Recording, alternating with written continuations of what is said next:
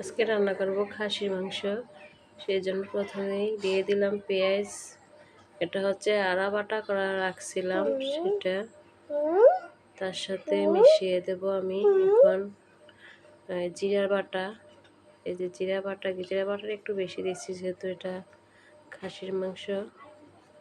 আর এখন দিয়ে দিতেছি রং এলাচ। এটা আমি ভাজা রং এলাচ গুঁড়াটা দিতেছি, এটা গ্রামটা হবে অনেক সুন্দর। এখন দিয়ে দিতে 3টা তেজপাতা।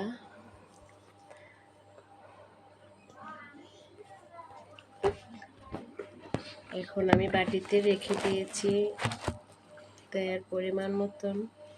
ওই তেল সবটুকু আমি দিয়ে দিলাম। এখন তার সাথে আমি অ্যাড করব হলুদ কিন্তু এখন আমি দিই নাই। এখন দিতেছি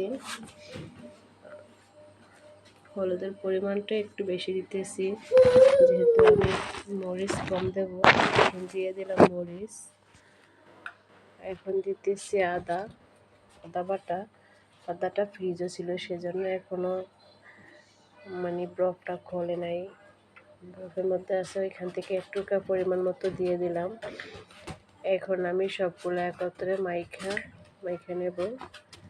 মাইখা মিশিয়ে আমি 10 মিনিট অপেক্ষা রেখে তারপরে রান্না করব। এখন ভালো মতন মাংসগুলো নিচে করে রাখতেছি যেহেতু মাংসটা মশলার সাথে একসাথে মিশে। এই যে হচ্ছে আমার খাসির মাংস।